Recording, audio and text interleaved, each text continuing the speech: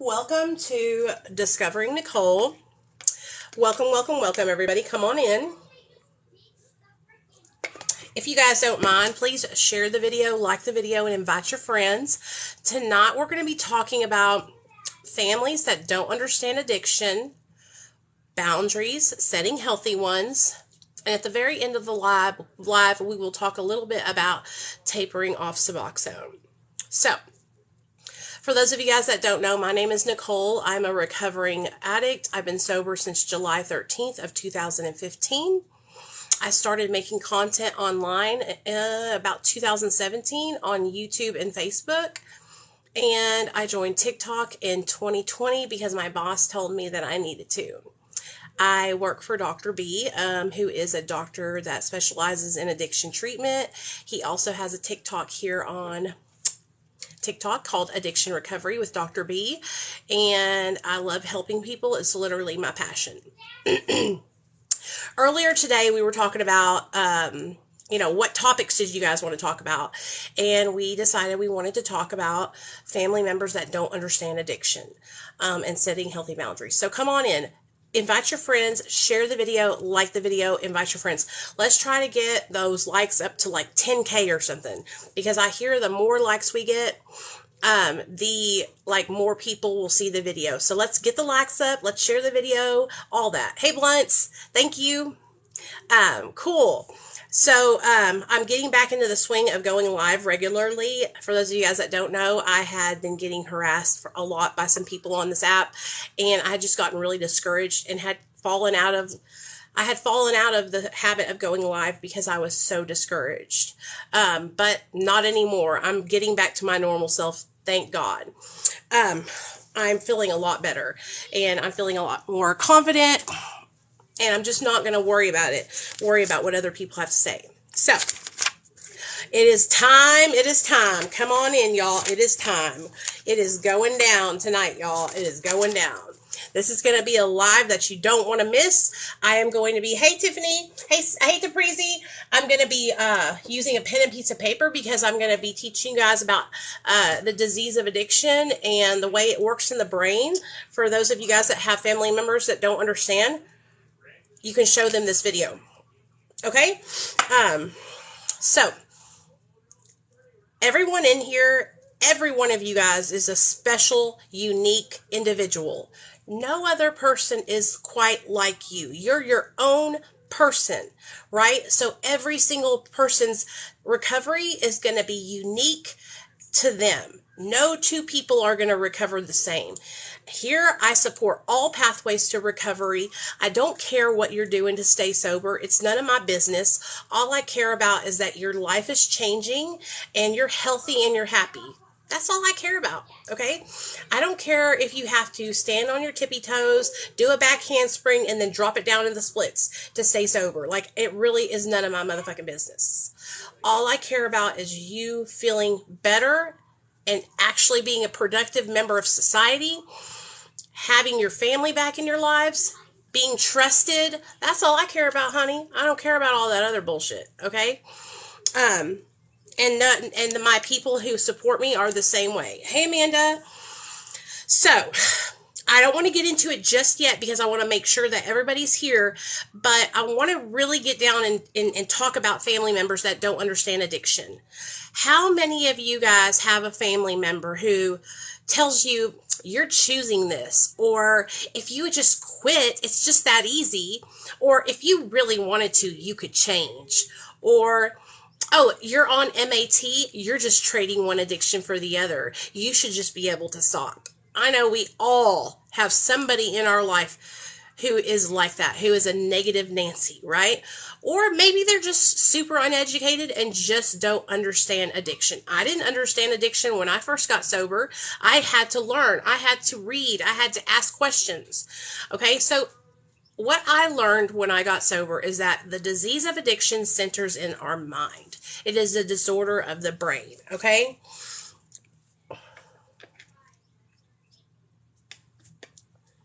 Sure, when you pick up that first drink or drug, for many of us, that is a choice, right?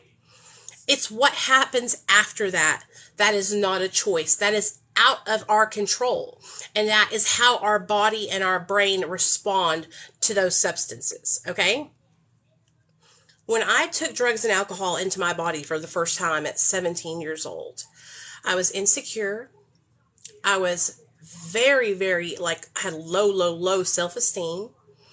I was searching for something that could help me have energy, something that could help me feel skinny, something that could help me feel beautiful, because I didn't feel that way about myself. And so when I put drugs in my body, alcohol, weed, cocaine, crack, methamphetamine, that drug gave me relief, and it helped me to have confidence in my mind. It was a false sense of confidence, because little did I know I was becoming hopelessly addicted to those drugs. You know, at the beginning, it's all fun and games. At the beginning, you're getting the best part of getting high is the first part, right? And then after that, you're constantly chasing, trying to feel that feeling again. And that's what it was like for me. I was constantly trying to find the way it felt when I first started. So one thing that I learned when I started working with a sponsor, and my message is kind of like, I have a little bit of 12-step in it, a little bit of, it's all mixed up. Like I don't lean one way or the other. One thing that I learned about though was how the disease process starts, like in my brain. And I want to share that with you guys because it really, really helped me. And it still helps me to this day to be able to know, okay, I'm being triggered. This is what's happening. Okay, so what I learned is that the way the disease works is when you have the disease of addiction, and this will also help you guys with relapse prevention, it starts out with something triggering you. Okay, what is a trigger? Okay, a trigger can be anything. It can be something physical, like a bottle of pills, a spoon, a syringe. It can be a smell in the air. It can be a road that you used to drive down on the way to your dope man's house, right? It could be a person that you used to use with. It could be an emotion, sad, angry, depressed. It can be any of those things, right? So it starts out with us becoming triggered, okay? So write down trigger. All right. And so right here at the beginning, when we are having our trigger, right, this would be where we would need to say, you know what? I'm going to reach out for help. I'm going to call one of my friends and say, hey girl, like I was just driving down the road and I fucking drove down the street I used to get high on. And it literally sent me into a tizzy. Like I feel so uncomfortable. Can we go to a meeting, or can we go have coffee? Triggers are, you can get away from a trigger. You don't have to go out and get high, right? When at that moment when you're triggered, you are still in control, right? You have the power to choose whether or not you go out and pick up or get high, right? And this is after, this is for you guys that are sober. I'm not talking about when you're at an active addiction. We'll talk about that in a second. All right. So using your coping skills, reaching out for help, calling a friend, going for a walk, hanging out with your parents or a sober friend, like all those things are things that you can do that will help you to get through that trigger, right? If you are unable to do those things, or you just don't do them, your trigger will then shift into a thought, okay? And I'm writing all this down so I can show it to you, okay? Now, a thought, like I said, is still something that you can change. Okay? If you start thinking about, oh, well, I remember when I used to shoot dope, right? Changing the way you think. One thing that somebody taught me early on in recovery when I was first getting started was they were like, what's a good way to change your mind or change your thinking? She would get these little spicy candies, these little cinnamon discs. And I'm going to tell you all a funny story that's going to make y'all laugh. Her name was Miss Anita, and she loved cinnamon discs. And she would take those, and the hotness and the spiciness of it would help her to focus on that and not on her thought of using. Now, here's the funny story. So Miss Anita was like 65, 70 years old. She was old school.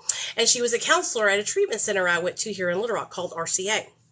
So Miss Anita had went to Walgreens, and it was around Christmas time, and she was checking out, and she was trying to find the cinnamon discs. She was looking all over for them. So when she was checking out, she looked at the cashier, and she said, "Ma'am, I cannot find the cinnamon dicks. Do you guys not have cinnamon dicks around here?"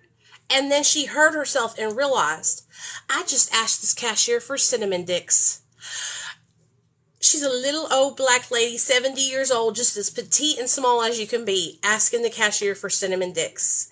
So she comes back to the treatment center and tells us a whole story, and I laughed. I never laughed so hard in my life before, and I was going through a hard time at that time. When I went into treatment, I was coming off of benzos, I was coming off of meth, opiates, and that was like a time where I drove up there, and I had taken so many bars, I fell asleep outside and got a really bad sunburn out in front of the treatment center, and that was just something that would stick with me forever. Cinnamon dicks. Okay, so anyways, changing the thought. That's what we do. We change the thought. So after we go from trigger, thought, if we don't change our thought, then this will go into obsession. Obsession. Okay, now obsession is not a good place to be, okay? This is like, you gotta stop it right now. All right, so what is obsession? Obsessing over how, when, where you're going to get your drug of choice, okay? What you're going to do with it, how it's going to feel when you use it.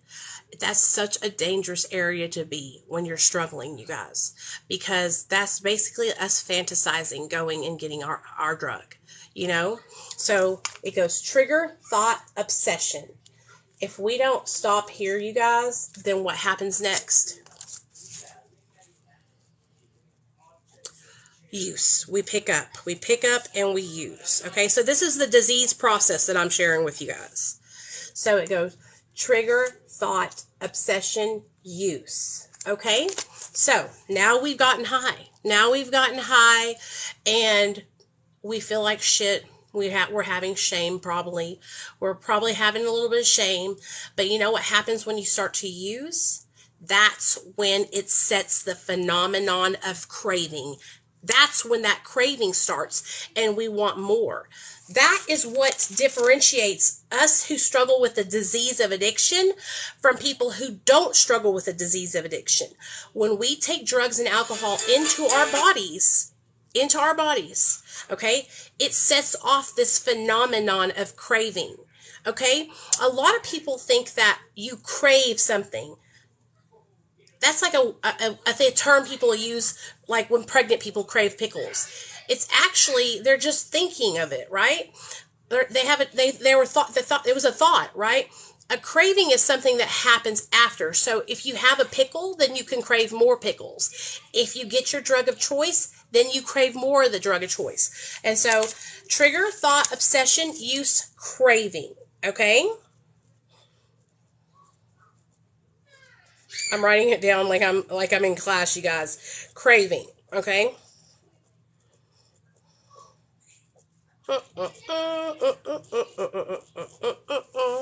And then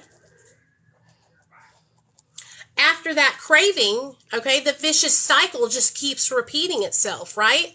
And so once we start craving more, we get more, and we start feeling even more ashamed, even more guilt, and it just starts stacking and stacking and stacking and stacking, you know? And then before we know it, you guys, we're out there on a full-fledged spree. We're out there on a whole-ass bender, right? So this is how the process happens in our brain. We are triggered, then we start thinking about it. If we don't stop right here, then we move into obsession. Obsession is such a dangerous place to be, because we're obsessing over how, when, why, where, what we're going to do, how it's going to feel, and then we go into picking up. You know, after we pick up, then we start craving more of the drug, right? And we go on that spree. So this is how the disease happens in our brain. This is the way you can stop. If you're struggling with a disease of addiction and you are having like thoughts of relapsing, this is what happens to you: triggers and thoughts and obsession. Okay, and you can stop that. You don't have to fall to this. You don't have to ever pick up a drink or drug ever again. And that's why it's so important for us to get family and friends and everybody on board with supporting us in our sobriety. Okay, now this is what I want to talk about. For those of you guys that are out there who are family members who don't believe that addiction is a disease, or who think your children are just using drugs because they want to spite you, or because they're, whatever reason. Like, I really want you guys to listen to me when I talk about this. Like, we're not out here thinking, you know what? I want to use drugs and hurt my family. I want to use drugs and lose custody of my child. That's the last thing on our minds. When we are using drugs, it's because we want to use drugs because we need relief, because we're hurting on the inside, because we're depressed, anxious, we feel alone. Let me think of what else. Stress, anxiety, right? All these things are things that contribute to why somebody goes out and uses drugs and alcohol. All right. For instance, is it a choice after you've been clean a long time? So here's the thing. After you, like for me, at 7 years sober, you guys, me going out and picking up again would be me choosing to pick up. Okay. Because I've been sober for long enough that I would have to go through this whole process to pick up. Okay. This is plenty of time for me to know where I'm headed. Okay. Me as a person in recovery, I know when I'm going down the wrong path. I know when I'm fucking up. Do you know what I'm saying? I know when I'm hanging out with the wrong people. I know when I'm going to places that I don't belong. I know when I'm stressed out. I've had many times where I'm super depressed, super stressed, crying my eyes out, haven't got out of the bed for days. But you know what? I don't go and pick up. I don't go and get high. Okay? The reason addiction is a disease is not about what we're going out and doing. It's about the process that happens in the brain after the substance enters the body. Okay, that's what's out of our control. Do you hear what I'm saying? It's how our body responds and our brain responds to the substances. Okay, it's not about any kind of moral thing. It's not about anything like that. It's the chemistry on all that of our brains. Do you understand what I'm saying? There's people who can take drugs and alcohol, and when they take them, they don't get the phenomenon of craving. Okay, that's what makes us different than people, is that when we put these substances into our body breaks it down in a different way than a person who doesn't have the disease. Do you understand what I'm saying? And so when we take drugs in our body, our brains and our body wants more. A person who doesn't have the disease, and that is the craving right there. A person who doesn't have the disease can toot a line of cocaine on the weekend, maybe even 2 or 3, and then not do it for another 5 years. You know what I'm saying? Their brain doesn't go haywire and say, I want more, I want more, I want more. Their brain isn't hijacked like ours becomes hijacked by the substances. That is what differentiates those of us who have the disease of addiction and those of us who don't. I truly believe that there's people on this app who are in the recovery community who do not have the disease of addiction. And that's why they come on here and say things like, I chose, I'm this, I'm that. You know, because they really don't have the disease. They've never experienced what it's like to be powerless over drugs and alcohol. They don't know what it's like to put a substance into their body and lose complete control. They have no idea. They've never been there. You know what I'm saying?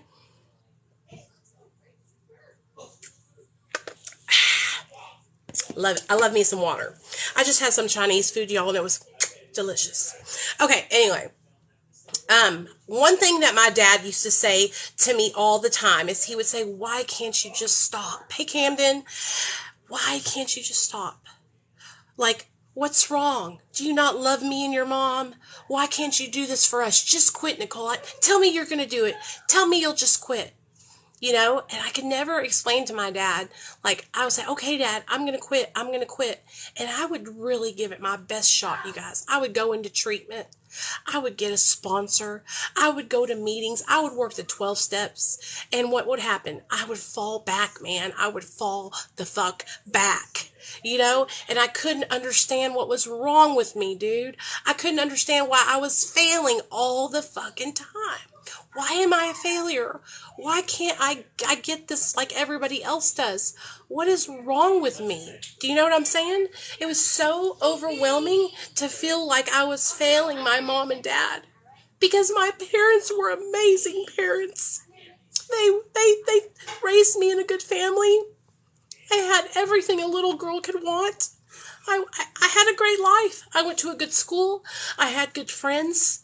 It was nothing my mother and father could ever do. Okay? Nothing. It was inside of me. I was born like that. Just like I am right now. I struggle with eating addiction, with food addiction. Okay?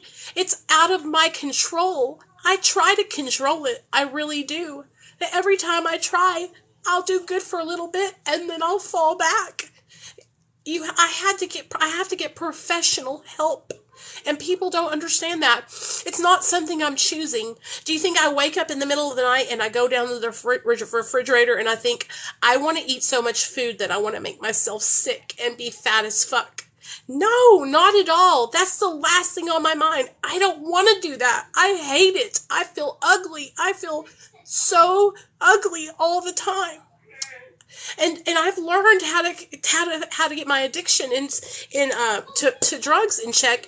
But this is another thing that I'm struggling now with in my recovery is addiction to food. Who would have thought that I would get sober and be sober for 7 fucking years and now have to fight another addiction? And it's because that's how my brain is. This is my brain. And this is probably something that I will struggle with for all my life.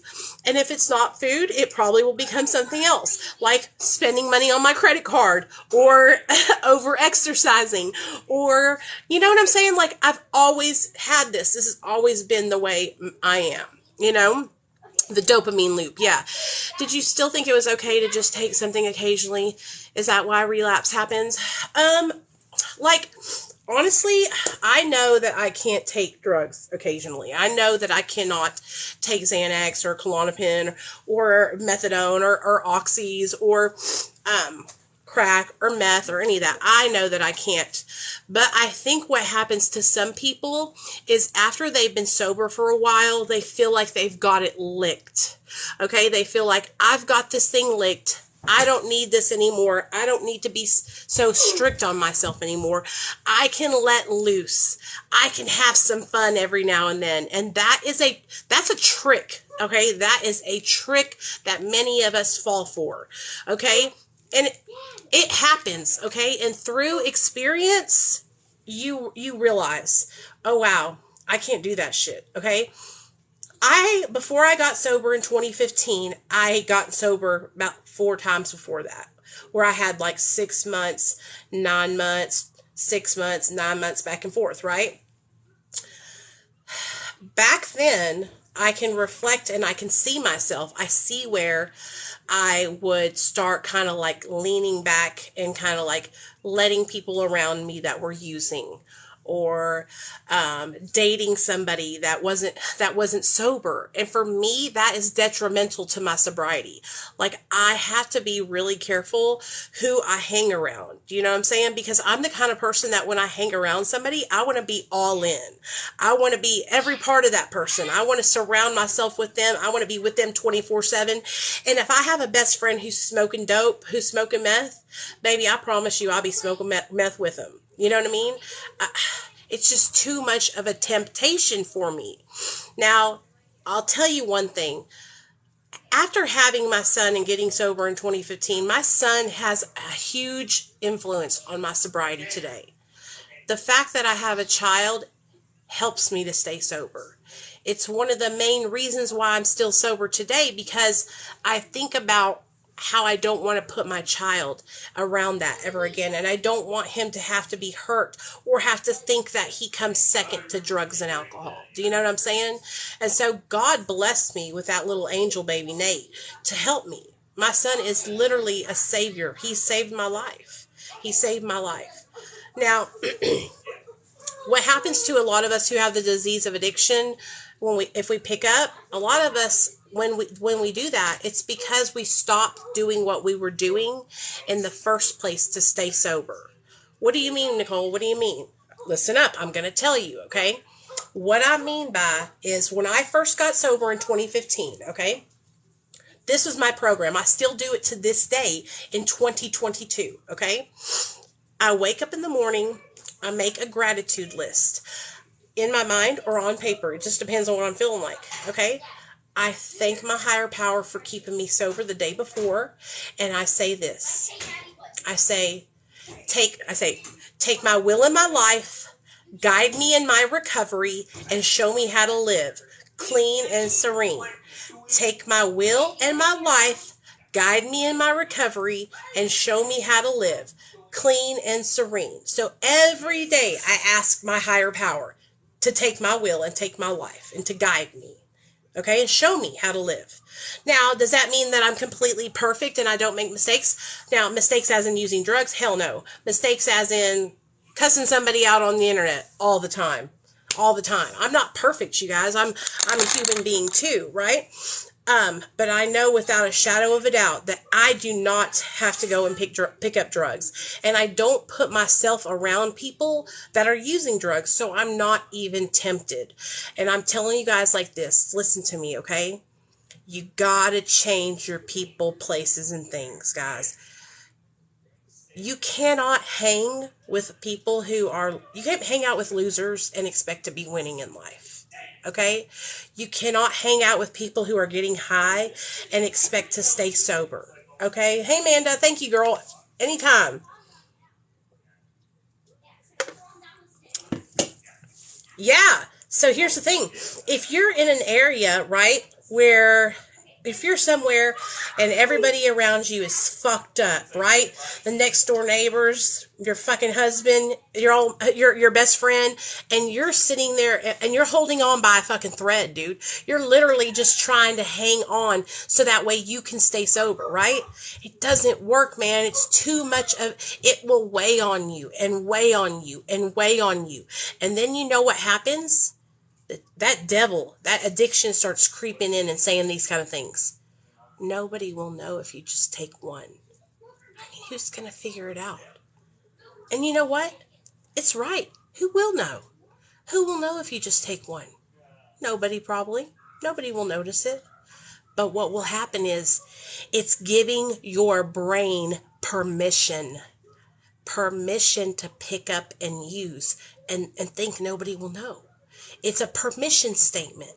And once you give yourself a permission statement, thanks, girl, I appreciate that. Darling, I appreciate that. Once you give your brain a permission statement once, then guess what happens? You'll give it again. It's kind of like me with my food, right? I'll give myself one little Debbie, and then what happens? Because I took it in. The craving, okay? That's what happens. The craving might not be that strong where you do it right away that day, but it will linger. It will linger and you'll come back to it time and time again. That's why we gotta stay away, man. We can't do it. We can't do it, okay? And Selfless says, just a little bump to get the dishes done. Exactly. But before you know it, that little bump will turn into a shot, and then you won't even be doing the dishes. You'll be pilfering through your house, taking apart the damn DVD player or some shit. Fucking destroying everything in your path. You know what I mean? And so I want people to understand that when we are using drugs and alcohol, those of us that struggle with the disease of addiction, it's not because we don't love our family. It's not because we don't care about our children. It's not because we don't love our husbands or we don't care about our job or we don't care about our friends. I'm telling you, once a drug addict takes drugs into their brain, It's that phenomenon of craving that kicks in and hijacks our brain.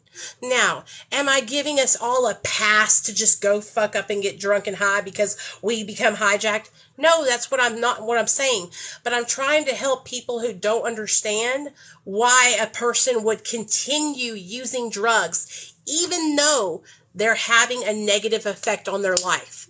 Why in the fuck would I keep shooting meth and popping Zans if my husband is seizing out in the car beside me and I'm driving into brick walls? What logical person would continue doing that?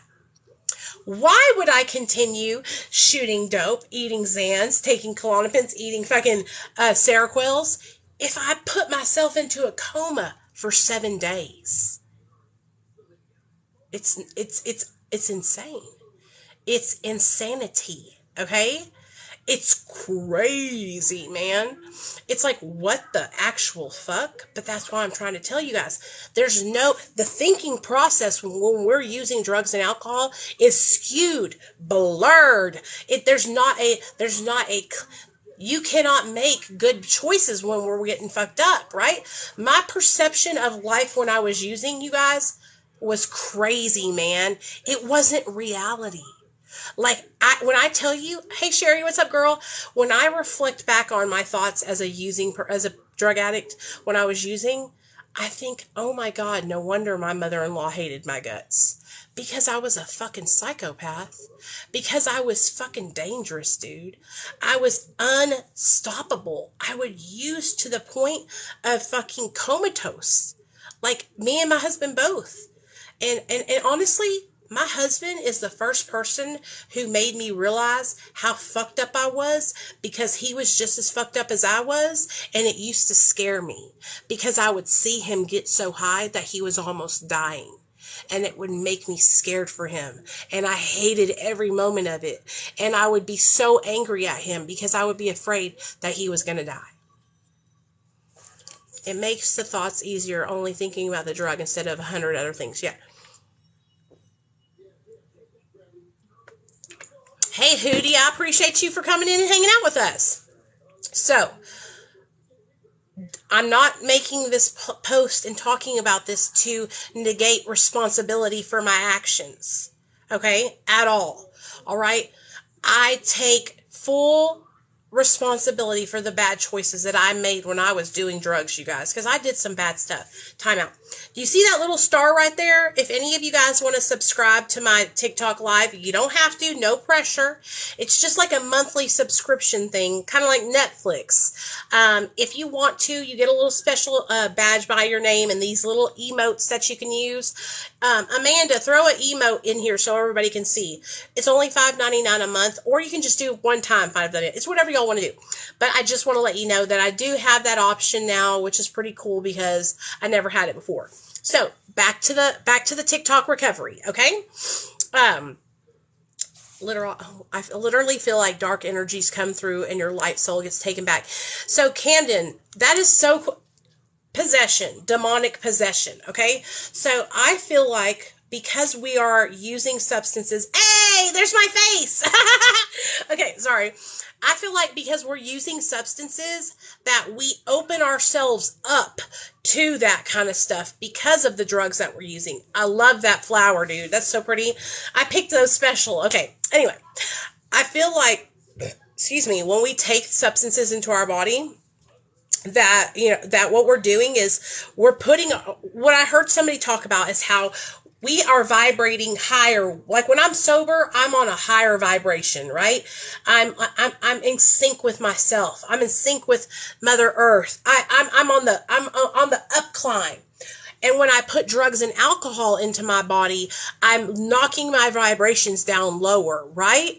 And so I'm opening myself up to the devil, demons, fucking evil, whatever you believe in, okay? And I'm on a decline. And let me give you an example. When I was using methamphetamine, and one time in particular, I was hallucinating really, really bad. I was hallucinating that I was seeing my bosses from my job. I kept seeing Psy from Duck Dynasty, but he wasn't Psy, he was like evil. You know what I mean? He was like devil Psy. And so during that time, it was so real to me. It was so real to me that I could barely differentiate the real from the fake. And if you honestly, you guys, to this day, I still think about that time where I was in those hallucinations, and I think about like it being so real, and I know it wasn't real, but I also don't know it wasn't real. Do you know what I'm saying? Like, it was so real. It was so real to me.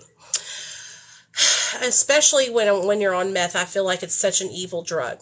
But for those of you guys that have kids out there that are struggling to stay sober, okay?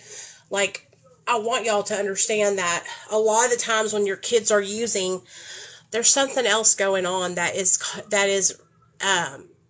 contributing to them wanting to get high. Okay, and so I have this kid that I've been working with, him and his parents. He's a patient of Dr. B's, and he's really, really struggling. And he has called me and said, like, the reason why I want to take Xanax is because if I don't want to be alive. Like, I feel such immense depression. I feel such like a loser. I feel not good enough. I feel like I'm living with my parents and I'm 30 years old. Like, these really, really, really, really tough feelings, you know? And so that's what's happening. Like, when your kids are telling you, if you can get your child to open up to you and talk to you about how they're feeling, that's huge. And so if you can get them involved in some kind of therapy or being able to connect with somebody in recovery who knows what they're going through, that's why I make the videos that I make about my addiction stories, is because I want people that are in active addiction, that are going through it or have gone through it, to know that I know what they're going through and they can talk to me. Like, I understand. Okay. I tried to get sober for 10 years. Okay.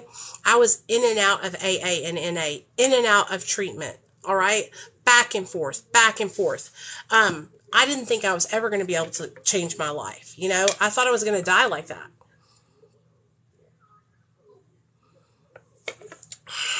Yeah, that's awesome that he finally opened up, though. You know what I mean? If that's what it took, then that's what it takes. And that's what happens to a lot of us, is that it takes a lot to pull that out of somebody, you know?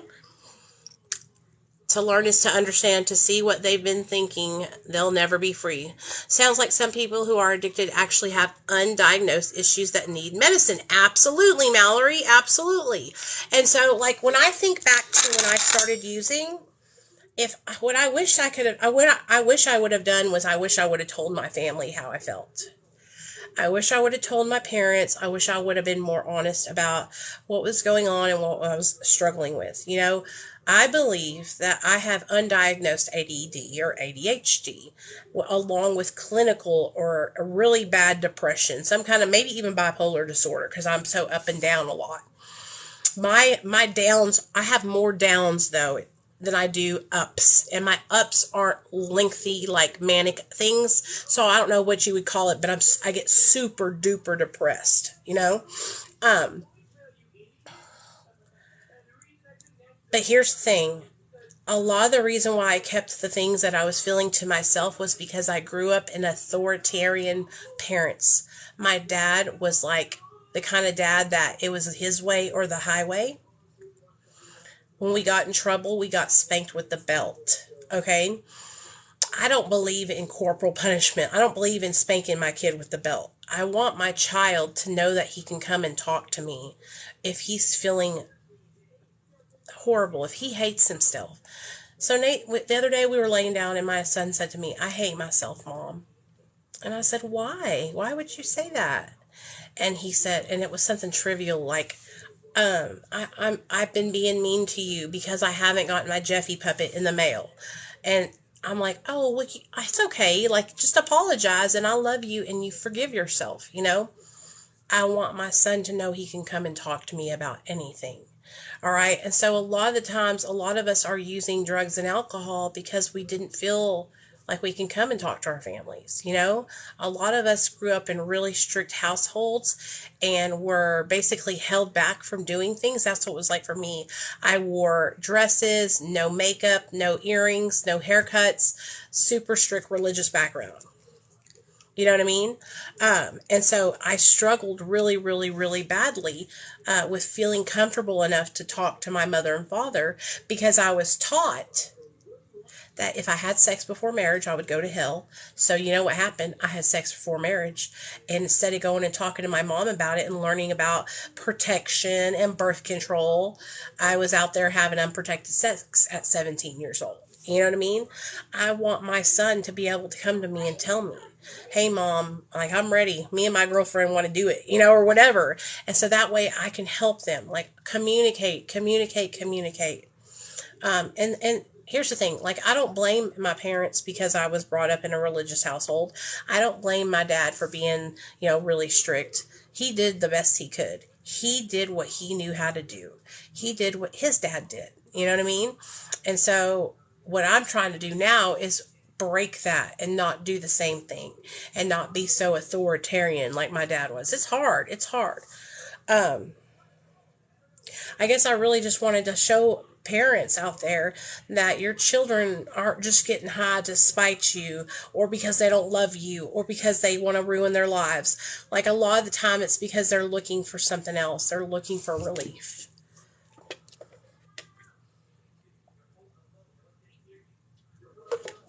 Okay. Now I want to shift into, I hope you guys enjoyed that. If you have any questions about addiction or you want me to break something down, just ask me. I'm not a professional, but I've really tried hard to share it in a way that people will understand. Okay? Because I know that I'm not like I'm smart, but I'm not like really, really smart. And so when people can dumb it down a little bit for me, it helps me to understand better. You know what I mean? In like, our talk. So next I want to talk about boundaries. Okay. And this will also coincide with like those of you guys who are struggling and have family members who are still getting high. We have to learn how to set healthy boundaries because when we set boundaries, that's us respecting ourselves. That's us demanding respect. Because here's the thing. Once you get sober, there are going to be people who are going to try and fuck with you. They're going to try and push their boundaries. They're going to see, what will you let them get by with? What will you accept? Will you be okay with your best friend coming over high and drunk every day? Will you be okay with your boyfriend relapsing on crack cocaine? Absolutely not. We're not going to be okay with it. And that's where those boundaries come into play. Now, for me, it was really hard to learn how to set boundaries with my husband because we were both drug addicts and we both got high together. And so when my husband started fucking up in 2020, I didn't know how to set boundaries and I had to learn on the fly. Okay, I had to learn. And it was hard, you guys, because at the same time, I wanted to save him. So I have what you call like the Nurse Nightingale syndrome, where like I always want to save people from their situations. It don't matter who it is. It could be a fucking total stranger. And here comes Nicole with her Captain Save-A-Ho cape on, trying to save the day. It's because I have a huge heart, very empathetic, and I want to help people. And I enjoy being of service and helping people. And when it's my own loved one, my husband, like I'm even more, there. I'm like all in. But it comes to a point where if you're getting high and you're coming around me, you're disrespecting me. And you're not respecting my sobriety. And that's offensive to me. That's fucked up because I've worked for 7 years, okay, to get to where I have. Okay, so when you're getting up and you're getting high around me, then that shows me that you don't care about my sobriety. Or what are you trying to do? Get me to get high with you too? And so setting that boundary is so important. If you have people in your life who are still getting fucked up, it's a fucking temptation. It can lead you down the wrong path. And I don't want that to happen to anybody. And so that's why we have to set these boundaries and say, listen, this is unacceptable. Like, I'm not going to agree with this. I'm not down with this. Hell to the no.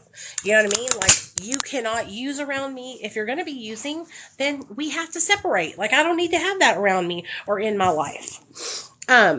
So what happened to me was I set the boundary, which was hard. And then I started saying, if you're going to continue this behavior, then you can't come back here. You need to go to your mom's house. I'll go to my parents' house. Something's got to give because I can't do this anymore. It's too much, I'm going to take my makeup off while we're chatting, guys. What name? So I know it can be hard to set boundaries, but it's not. It's only for your own good, okay? It's only for your own good. Because I don't want any of you guys to relapse because you have people in your lives who don't care about you staying sober. I don't want nothing bad to happen to you guys. Hey, Neil, where's your dad at? Dad. Tell him his mom called. Dad. I don't want anything bad to happen to you guys. Here's another example. Okay, so let's say you have some old friends that call you up from your past, and they're like, "Hey, what's up, girl? You want to hang out?" And you're like, "What?" What does Dad do? Call her. I'm on my phone. Dad. Call your mom back. And they're like, "Hey, girl, do you want to hang out? Let's go hang out." And they don't tell you that they're using drugs, and then you show up and they're getting high, right? That's your cue to say, "Hey, listen, like, I don't use drugs anymore. I don't get high anymore. What? Like, this is real fucked up. I don't want to be around this." You know what I mean? And I know it's hard because there are friends that you had around in your life for many, many years, but you got to think about this, you guys. A lot of our friends who we used with, they're friends that they're only there if we can benefit them, okay? And vice versa. We're the same way. We're not perfect. We're not angels over here, right? But we keep each other in our lives because we want something out of each other. That's a lot of how a lot of our drug addiction friendships worked, was through benefits that we could get from each other. So when you have those kind of friends, cutting them off, y'all, it's nothing but a thing. Okay, it's not a huge loss. In fact, it's going to put you out of a lot of drama. Okay, see, that's my problem. I'm not that strong yet, and some of those people are my family. Okay, I understand what you're saying, but I'm telling you guys right now, okay? I used to think those people were my friends, right? When I lost custody of my son, they were nowhere to be found. Okay? When I went to prison, who do you think wrote me? My mom and my dad. Okay? Somebody who is going to watch you destroy your life with drugs and alcohol, and y'all are both doing it with each other, that's not a healthy friendship. That's a trauma bond friendship. Okay? Because y'all are bonding through the trauma of y'all's addictions. You know what I'm saying? Now, if that person changes their life and wants to get sober, and you guys want to reunite somewhere down the line, I don't see nothing wrong with that. My friend who called CPS on me, she quite literally, almost ruined my life forever. If I hadn't got my son back, it would have been on. I forgave her because I worked the program. I worked my steps, right? And then I blocked her on all social media, and then 3 years later, she showed up at Kroger where I was working. And she was like, "Hey, girl." She walked up to me, and she was crying, and she apologized, and I told her I forgave her, right? But that I still didn't need to go and hang out with her, right? Because she was still using.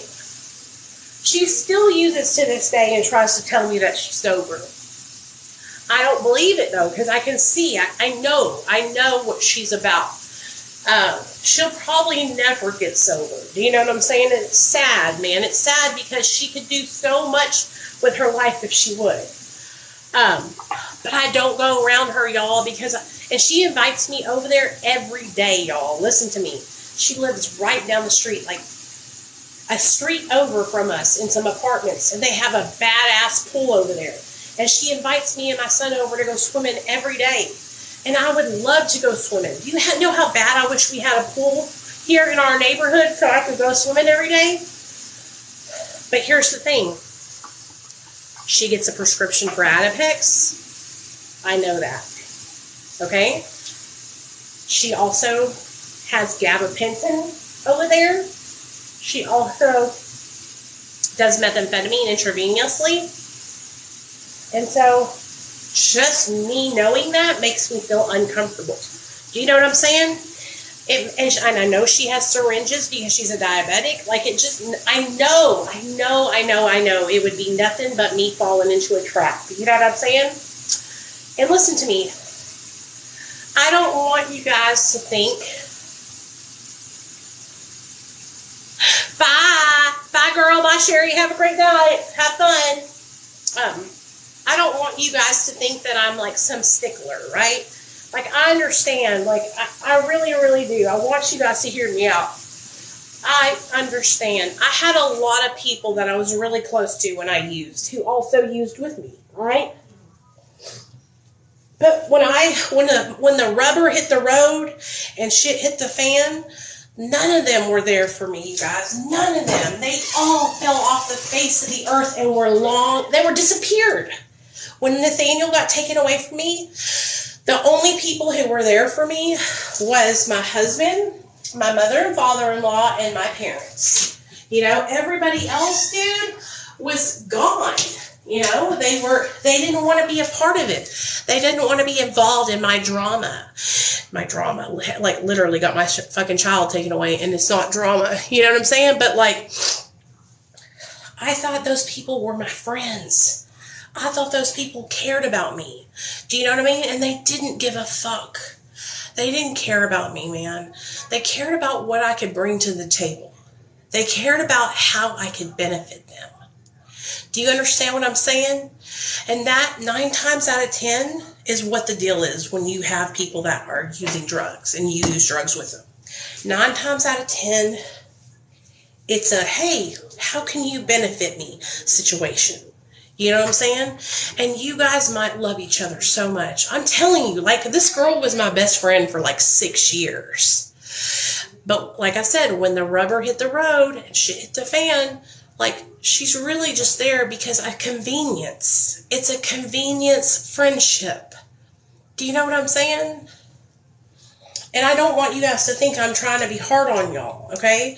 I really don't, because I know how hard it is to break up these friendships because you've gotten comfortable with these people, right? It's hard to make friends, dude. I get it. That's why I ain't got none.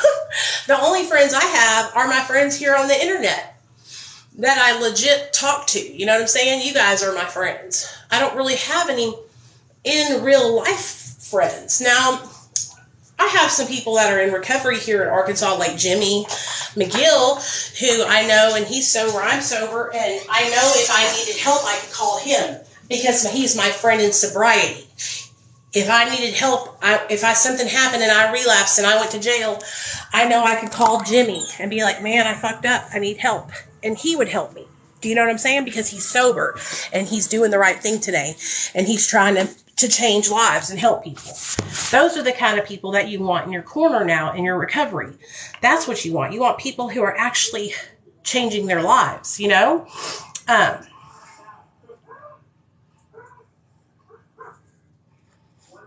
Setting boundaries with those old people, places, and things is it's detrimental, you guys. It's detrimental to your sobriety. If you don't do it, you will end up getting fucked up. I'm telling you, 100%. No, it's just curly right now, girl. It's curly.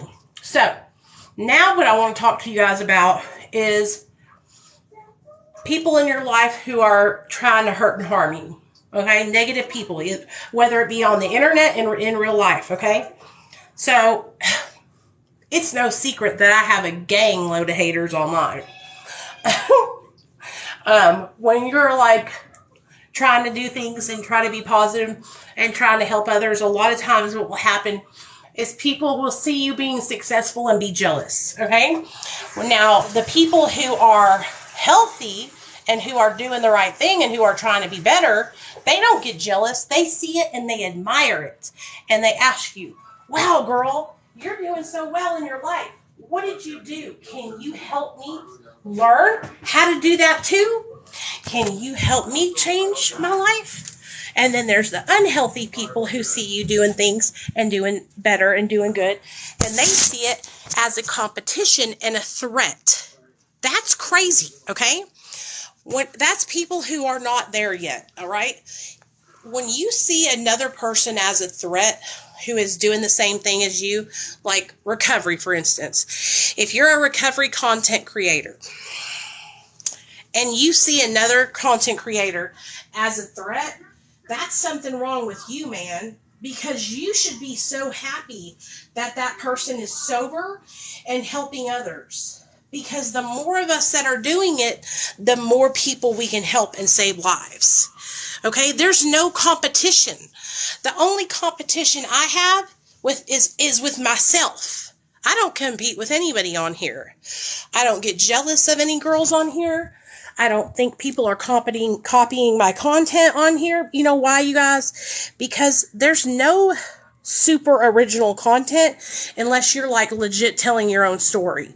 Okay? Everybody jumps on trends. Everybody does the little dances and stuff here on TikTok. It's nothing new. It's not like you fucking wrote the fucking Bible or something, you know? And there's a lot of people on here who click up in groups and they're not nice girls. And you got to be careful, y'all, who you talk to and who you click up here. I learned my lesson the hard way.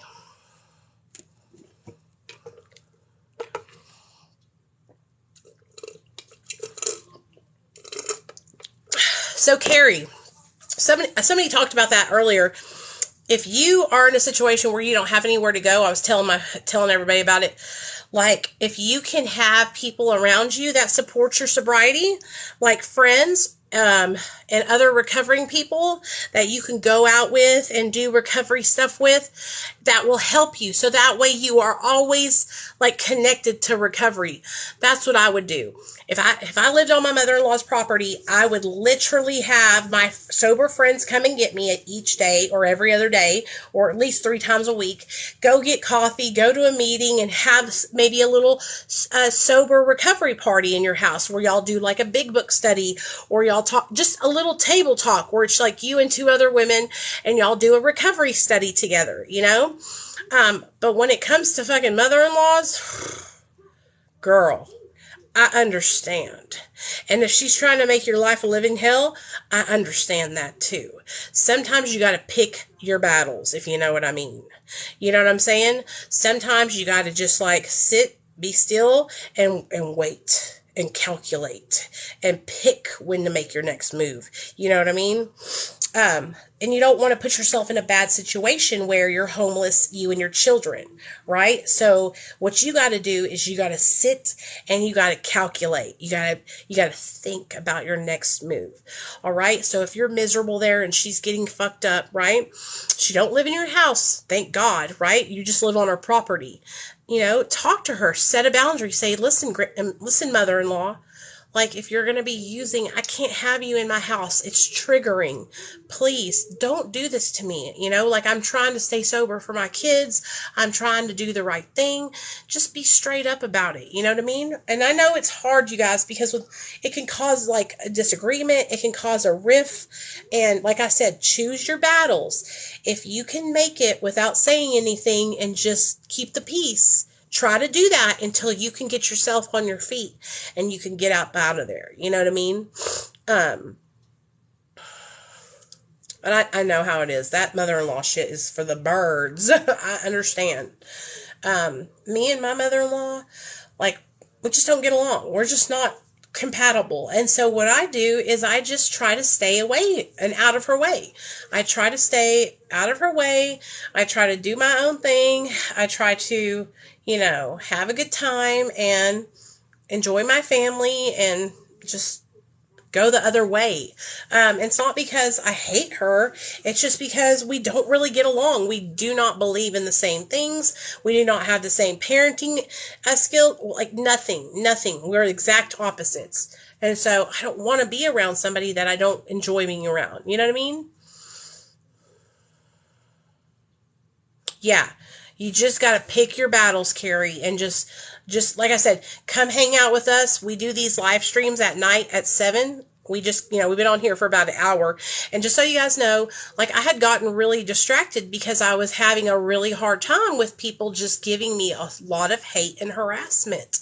And it threw me off my game for like 6 months, okay? But now I'm back. Hey, Travis, now I'm back. And I'm going to be back on my recovery and helping you guys and just sharing what works for me. My brother-in-law is using and stole from us, and we tried to get him on his feet, but he doesn't care. Yeah, so here's the thing. It feels like they don't care, right? I don't know if it's that he doesn't care or if that he's just so sick that it's hard. You know what I mean? Especially if they're like addicted to a drug that like fentanyl or something like that. Like they always have to. Thanks, Travis. I know you do. I love you, man. He has to use every single day to stay out of withdrawal. You know what I'm saying? I think deep down inside, he cares. Deep down inside, he knows what he's doing is not right. Deep down inside, it hurts him that he's hurting his family. It might not seem like it on the outside.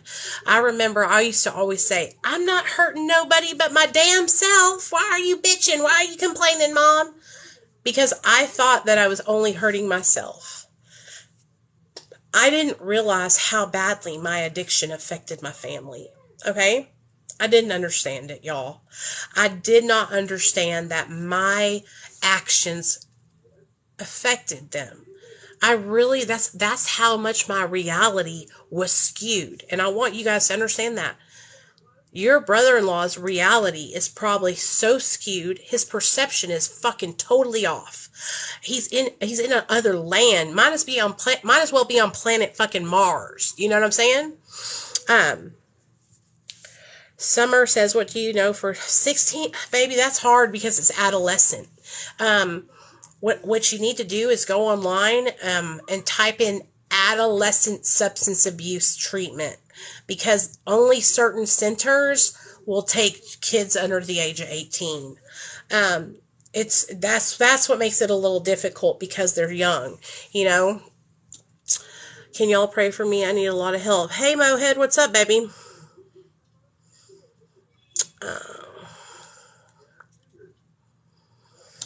Mallory, and I know, listen to me, I just want you, and I'm not saying that you're not doing this, but I want you to try and soften. I know I get so mad. Listen to me. I want you to know this. I want you to know that when my husband relapsed, I cussed his ass out and called him a junkie. And I fucking hate myself for doing it. But I did that back in 2020. I was so angry with him.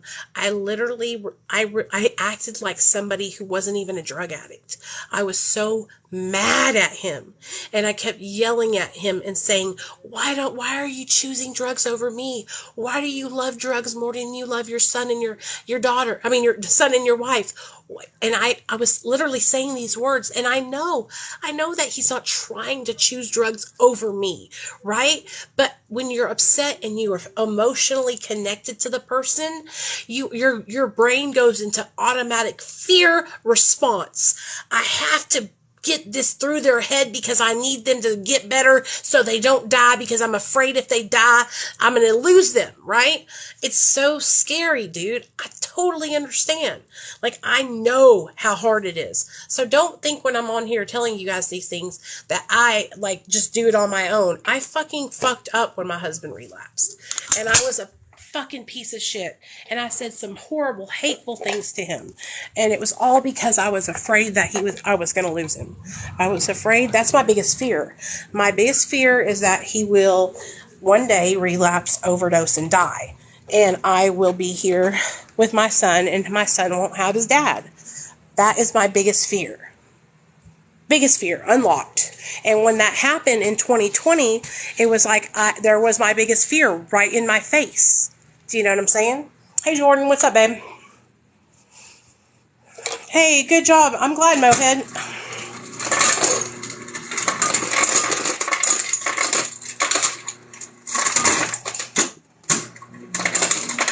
I get it. It's hard, man.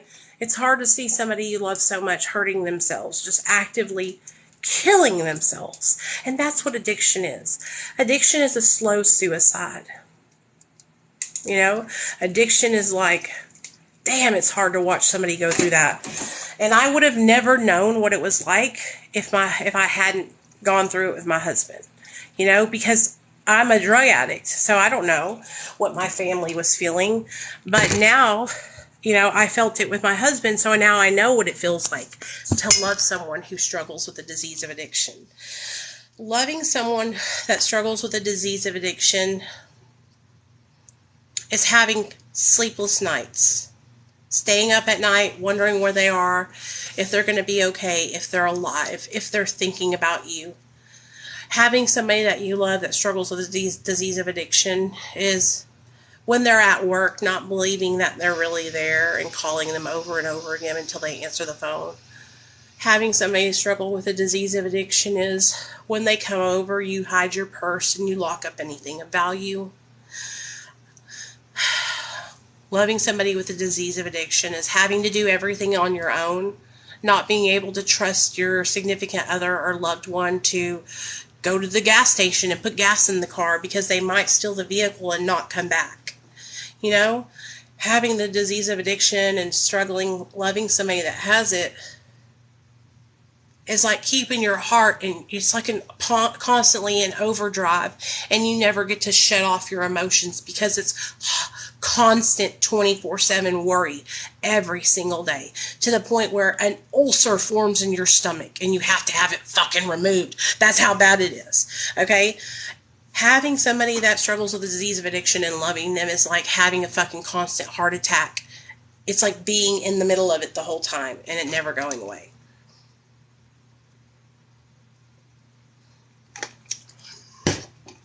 I feel like God put me through my husband's relapse in 2020 so that way I would know what it was like, so I could be better help to people that are going through it. You know what I'm saying? I think that he was trying to teach me how to be empathetic to loved ones that love somebody that struggles with addiction, because I didn't know what it was like and I couldn't relate to them at all. You know, and I always wondered why my family was so in my business, is because they loved me so much and they were so afraid that I was going to die. Imagine having to worry about your oldest daughter dying at the age of 17 or 20 or 25. Like, you shouldn't have to worry about that. You shouldn't have to worry about your significant other dying of an overdose. It's the worst feeling in the whole wide world. And then to believe that they are choosing it actively because they don't care, that makes you feel even worse. But I'm here to tell you that it's not because they don't care, and it's not because they're choosing it, right? It's not because they don't care. And 9 times out of 10, they want to change, and they've probably tried before, but they failed, right? And when they fail, they feel like they're never going to get back on track. They feel like they're a loser. They feel like they're fucking stunted. Dude, when I tell you this, like not being able to get sober like fucking 10 times in a row, I was like, fuck this shit. I give up. I give up, you know? Because it was like, first of all, I don't fail at things and I can't get this. What is going on? Like, I'm a hard worker. I'm smart. I'm a hustler. Like, why can't I get this, you know? That's why I think it's so important, you guys, to accept your loved ones wherever they're at. If they are sober on MAP treatment, accept them and love them and be proud of them. If they're sober through AA or NA, accept them, love them, and be proud of them. If they're sober on Cali Sober, accept them, be proud of them. If they're sober on Kratom, accept them, be proud of them. Because think about the alternative. Think about the other side of the coin. Okay, here you are bitching that your kid is on Suboxone, but the other side of it is them dying and being in a damn fucking casket. And you're bitching about them being on subs? Like, that's what I cannot understand. Like, don't be that mom or dad. Don't be that person who is literally looking down on somebody who's trying so hard to change their life and be better. Don't be that person, okay? Like, it's so bad. I see it all the time with kids' moms and dads who are like, remember, you're not sober because you're on Suboxone. A girl messaged me on YouTube the other day, and she said that her best friend overdosed and died. And I said, well, what happened? She said, my best friend got on Suboxone, and she would post every month when she would get another 30 days, 30 days sober, 60 days sober, 90 days sober. And every time she would make a post, her mom and dad and her brothers and sisters would come onto her post and say, remember, you're not really sober until you get off Suboxone. Every time she would talk about celebrating another 30 days. Well, guess what? Now she's dead. And now she doesn't get to celebrate Nair days. So how do you like me now, Mom and Dad? How do you like it now? I bet you $500 if your daughter was on Suboxone, you would be happy learning this lesson. And you know what? People got to learn the hard way sometimes, you know?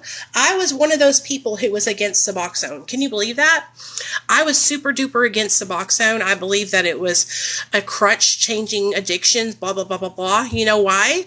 Because I didn't know anything about it. Because I was uneducated. I had never tried it. I had never seen anybody on it that was being successful. I had always only seen people that were taking it, that were abusing it. And so I had a bad taste in my mouth for it. Do you know that in the 7 years that I've been sober and using the tiny little bit of Suboxone that I use, that I have been able to literally help people change their minds in Arkansas about MAT. Here in Arkansas, they used to not even recognize MAT as recovery. They wouldn't even let you get your peer support specialist certification here in Arkansas. Well, guess what? Now they do. Because a bitch done fucking told everybody in Arkansas, Jimmy put me on the damn Channel 7 News, let me fucking share about it there, and I got to tell people. I went on Tamron Hall show and told them on that damn talk show, all to the nation. I fucking told it to everybody, and I let them see my actions. I let them see me go from walking Skeletor. I let them see me go from literally sticking needles in my breasts to shoot up because I couldn't get a vein in my arms anymore. Okay, so I would do it in my tits, y'all. That's disgusting. Okay, and I'm talking about myself, so I can say it's disgusting. I went from doing that, not being able to, I had my job for 6 years and I lost it because of, was on drugs for 6 years. They gave me so many chances. I was in college. I flunked out of college because of drugs. Okay. I could have fucking had a bomb ass career. You know, I crashed cars. I lost family, people that loved me and cared about me, boyfriends that cared about me, all kinds of different stuff that happened because of drugs and alcohol. So people here in Arkansas, in Hot Springs and Little Rock, they know me from my past. They know where I was at in active addiction, and then they see me now. Like, I'm literally born again. I'm literally a different fucking person, dude. When I tell you guys, I cannot explain to you enough how different I am. I was a walking liability, okay? I would get so high that I could not function.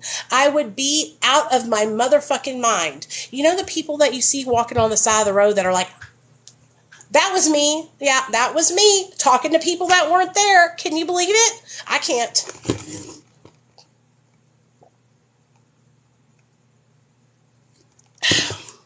When I think back to that time in my life, like, I honestly believe that God saved my life for a reason, because I am chosen. And so are a lot of you guys. You just don't know it yet. Okay? I have been chosen, and so have you. Okay?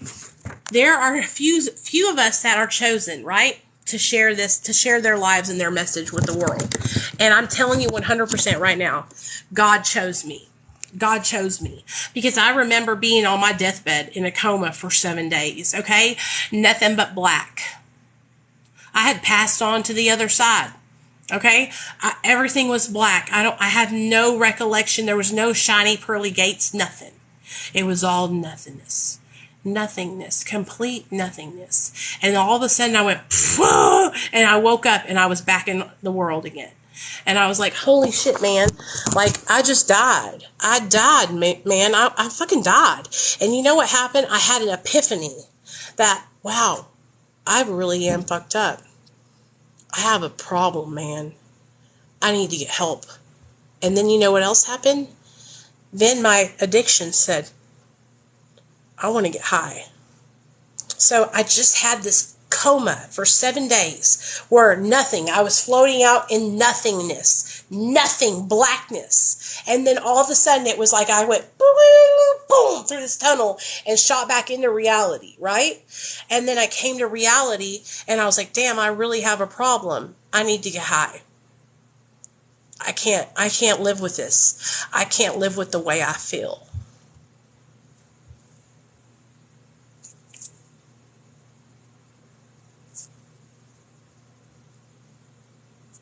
I remember my mom. She was there when I woke up. And so was my sponsor. My old sponsor, because, I wasn't sober and I had kicked her. I had stopped working with her. And I remember my mom just sitting there. And she goes, do you know how long you've been here? And I was like, no. And she said, you've been in here for 7 days. They didn't know if you were going to make it. They called me and your dad and said, y'all need to come down here because we don't know if she's going to come out of this,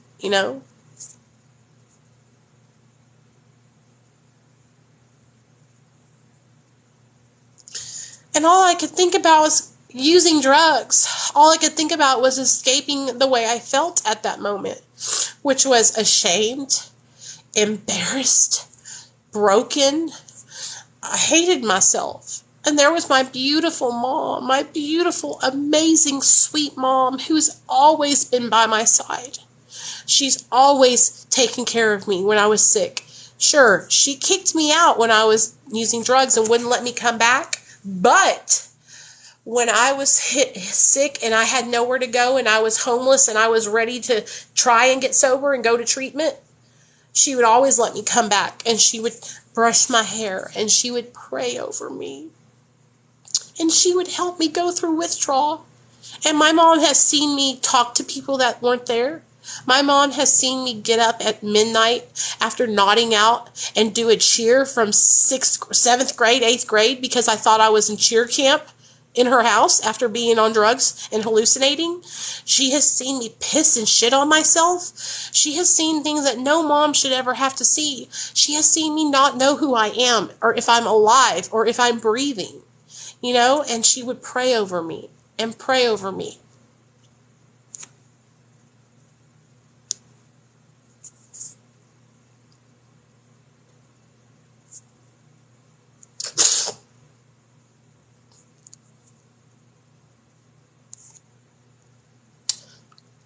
No mom should ever have to see their child going through that. And I have so much guilt about that. I wish I could go back and make it change. I wish I could go back and be a better daughter and not put my parents through that. Because my parents are amazing and they don't deserve that.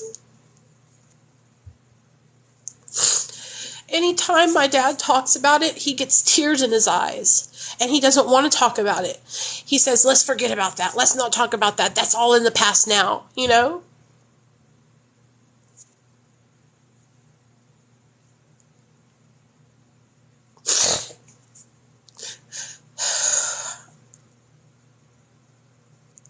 It's really hard.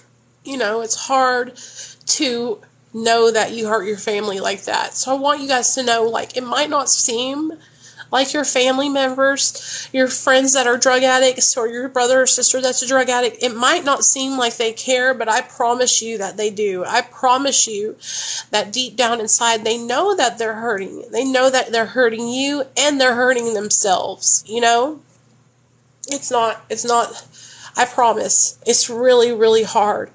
The disease of addiction is such a tricky disease, and it's so crazy how it, it controls us and how it can turn a person who is healthy and happy and thriving into literal, a mess. Yeah. My mom, actually, she has watched all my videos on YouTube.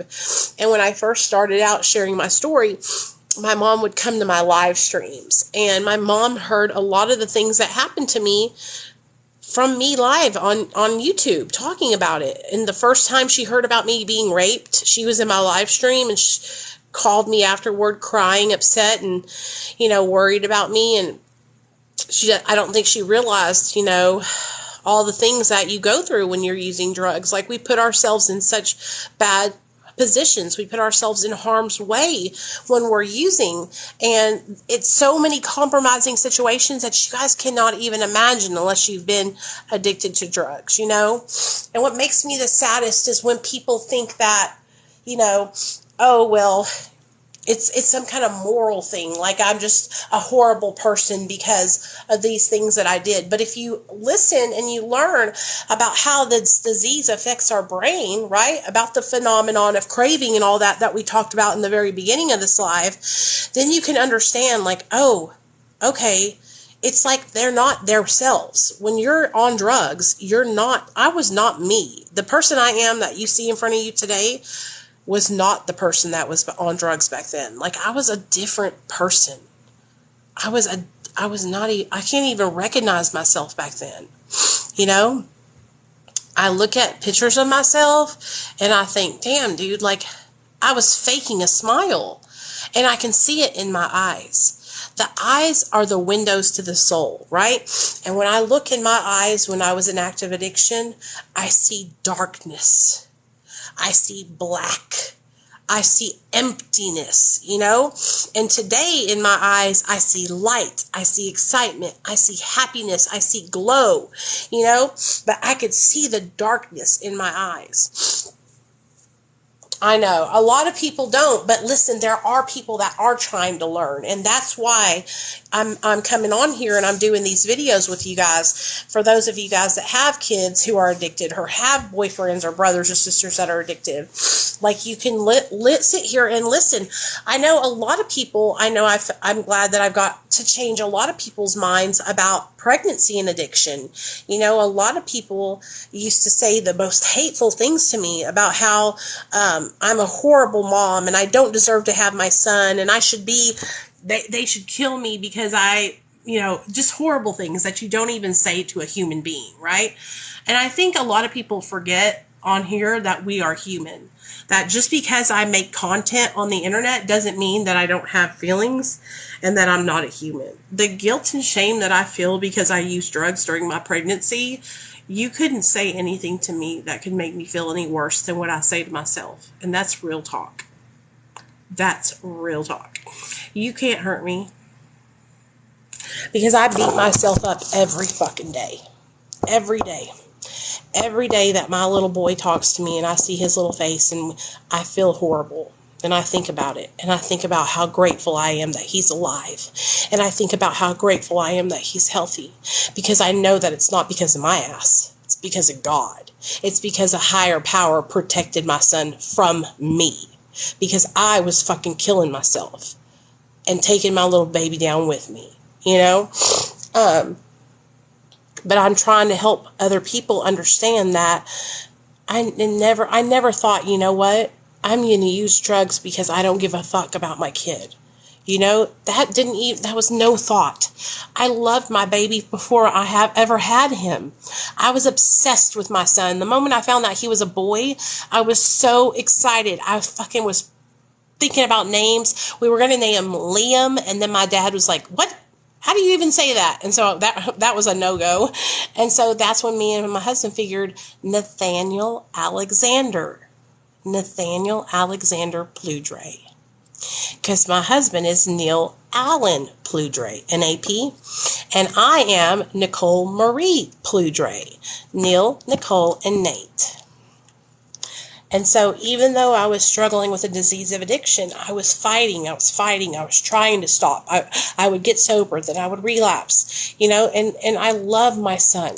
And now today, now that I am sober, and now that I am, you know, sober and steady and really, really good sober, like 7 years sober, now my son is my passion, and he's the reason why I stay sober, and he's what pushes me to stay sober. And then the other thing that helps me stay sober is helping people and sharing my story to help other people. That is what saves my life, because I don't think people understand. A lot of people try to hate on me on this app. A lot of people say really horrible things about me, but I use this app as a therapeutic tool to help me process a lot of things that I've been through. And I share a lot of the things I share to let go of my shame. And it helps. It works 100%. And I also share a lot of it because I wanted people to know that they can connect with me and relate with me, that I'm not better than you. Because I think a lot of people think, oh, they look at me and they say, well, she doesn't look like she's ever done drugs before. She must be like better than me or preppy or whatever. I don't want people to think that I'm better or stuck up or anything like that. Like, I want y'all to know that I am literally just like you. Look, we are the same person.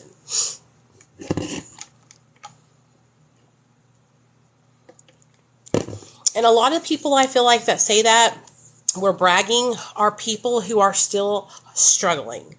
They haven't gotten to a place where we have gotten, where we feel comfortable sharing what we've gone through, you know? And that's why. That's why. Hey, Jen, what's up, girl? And then, like I was saying earlier about the negative people and negativity here, like, you can kick me when I'm down and I'm just going to get right back up. I'm never going to stop making content on TikTok. So the people who are trying to like take me down or report me or make mean videos about me, you're going to get tired of it because I'm never going to stop. Like, I'm literally going to keep going. And like I was telling everybody before, if you ever don't see me, Discovering Nicole, type it into the search, and there could be, I have 4 accounts right now, baby. But if any one of those gets taken down, you'll see another one pop up, because I'm not going nowhere. No one is going to stop me from doing what I'm doing, because I know that I'm doing the right thing today. I know that I'm helping people change their lives. I know that I'm making a difference. You know what I'm saying? And I'm so sick. Hey, what's up, man? I'm just sick and tired of seeing people on this app beating each other down. Okay? I used to see recovery pages like you and others and feel anger, jealousy because I was so low. It's okay, Bree. Thanks for saying that, girl. I totally understand. And that's the thing. Like, I feel like a lot of people see it and they say, I'm not there yet, and they feel mad. But you don't have to be mad or jealous. You know why? Because you can do the same exact thing. Every single one of you guys can do the same exact thing. You don't have to, listen to me. If you see me and you want something I have, ask me. I will teach you how to get it. Do you hear what I'm saying to you? I am the most, this girl Jodeci made videos about me for 2 damn years on this app. A week ago, she came into my live and said, this is Jodeci. I want to apologize to you. I hung up my live because I thought somebody was trying to catfish me. I called her. She called me back. It was her. And she apologized. And I forgave her. And I told her, it's all good. It's all in the past. I'm the most forgiving person you will ever meet. You know why? Because I'm truly working my recovery. Okay? I don't hold a grudge. I really don't. I understand what it's like to be sick and struggling. I understand what it's like to feel anger, resentment, to be mad at people who are sober, because I didn't get there yet. I know, I used to feel the same way, you know? And so if you come to me and you've done something you weren't supposed to do to me, or you said something nasty and you come to me and apologize, it's all in the past. I will literally help you. All you have to do is ask me. I will help you. I will teach you. I will show you whatever you need to know. I'm not a mean person. I really am just trying to help people. I have the biggest heart you will ever see, and I'm easily hurt because I have my feelings right here. And so when everybody says mean things, it hurts my feelings. I'm sensitive. I'm a sensitive gangster. You know what I mean?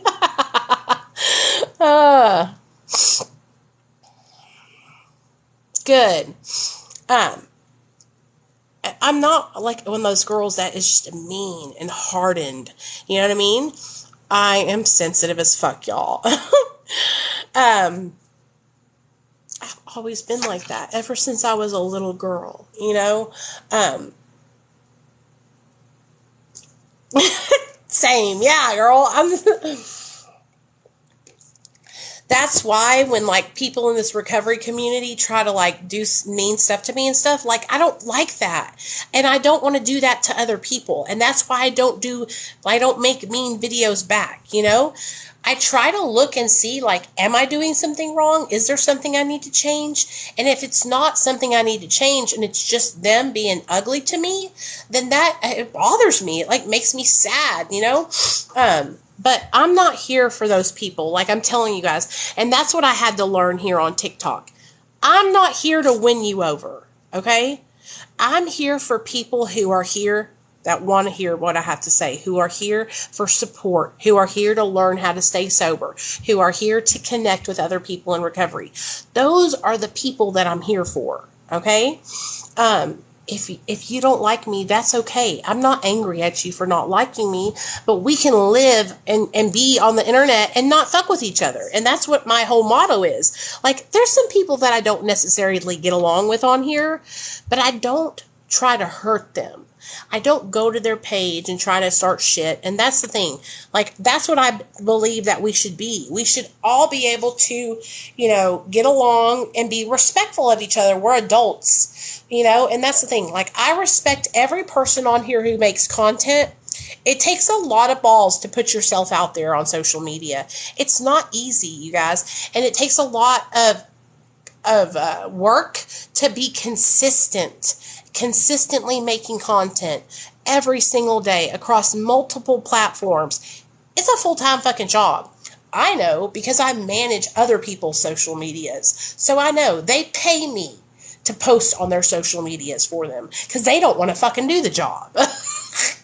You know what I mean? It's hard work. And so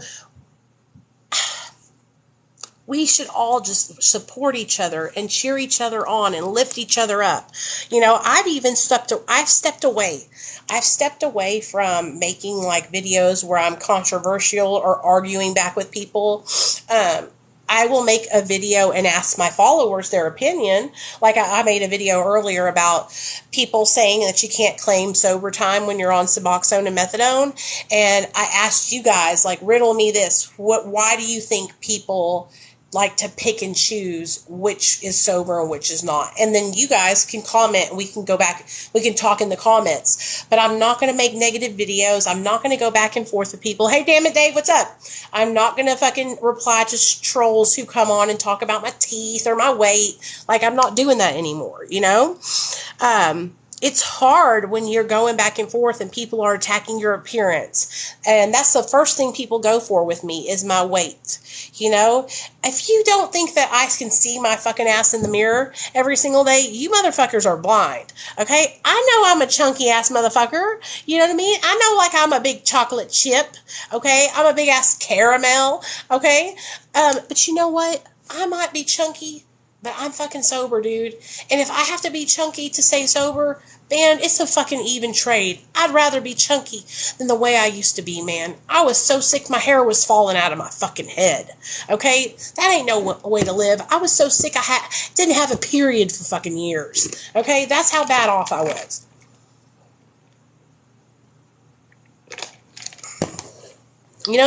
It's like, I think people forget that we're human on here. I think people forget that we have feelings, right? Like, I'm literally a person in recovery, Like, I have struggles every single day, just like you guys do, right? Said rather fat than twacked. Exactly. Love that about what you post. I'm all about openly having different opinions and coexisting. Exactly.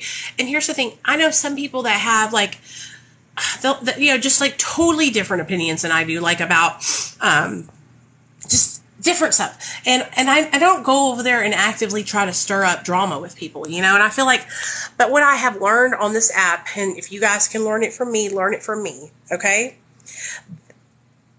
A lot of people in early sobriety, their life was so chaotic and dramatic and drama-filled in their addiction. Now that they're in recovery, they're not used to having peace. They feel like peace is being bored, having boredom. And so they actively seek out drama and chaos and creating it. And they don't even realize they're doing it because they're so used to doing it. I want peace in my life. I remember a time where I used to think I was bored because I had peace. Because I didn't have no issues. I wasn't worried about where I was going to live or fucking if I had to get drugs that day. I could actually relax on my couch and watch TV. That's fucking peace, man. And stability. I I love having my life today. I love being stable. I love relaxing, watching my favorite Netflix TV shows and just chilling out. That's peace, man. That's peace. You know? Yeah, it's because you think you're bored. You're not bored. You're just getting used to it. It's hard, man. It was a big transition for me. When I first got sober and I first started social media in like 2017, I had drama all the time. And I didn't even realize I was contributing to it until I fucking got called out by my sponsor. And she said, look at you. Like, you're actively participating in this when you could just walk away and let people be where they're at. And that's when I learned, like, damn, man, I'm seeking out drama because I am used to chaos, you know? Neil, what spilled at the end of the carpet? Nothing spilled. Right there at the end of the stairs. Neil, on that blue rag at the end of the blue carpet thing at the end of the stairs, what spilled right there? Did you spill water? Neil. What? Did you spill water at the end of the stairs? Me? Yeah. When? Right there on the big blue carpet, right there. When? I have no idea. Anyway, I'm going to get off here and clean up and stuff, you guys. I just really hope you guys understand that I'm here to help anybody that's struggling. Like, I'm all about positivity, supporting each other, loving each other, and recovery, okay? And I do these live streams at 7 p.m. Central Standard Time every night. Go ahead. Who's this? What's your name? Jeffy. Jeffy? How old are you, Jeffy? 15. 15? Aw, man. So, Jeffy, where did you come from? Did you just move into my house out of nowhere? Okay, well, thank you for being here. Are you in recovery too? No? Okay, that's cool. That's cool. Well, if you ever want to hang out sometime, you can come hang out with us, okay? That's Jeffy, Nate's new puppet. So, okay, so we'll come back here tomorrow night at 7 p.m. Central Standard Time if y'all want to come hang out with us. What, baby? What was that? Pick it up, Nate. Jeffy says his name like Jeffy. Jeffy. Okay, so we'll be back tomorrow night at 7 p.m. Central.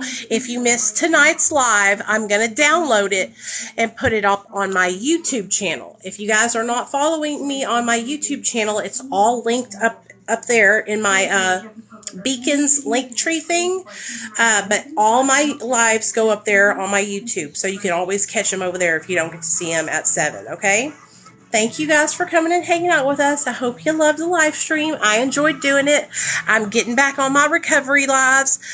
Like I said, I was distracted by a lot of mean, negative people, and I'm so sorry I got distracted, you guys. It's so hard for me not to because I care so much about what other people think, which is a character defect of mine. I'm trying to work on that. So, anyways, I love you guys.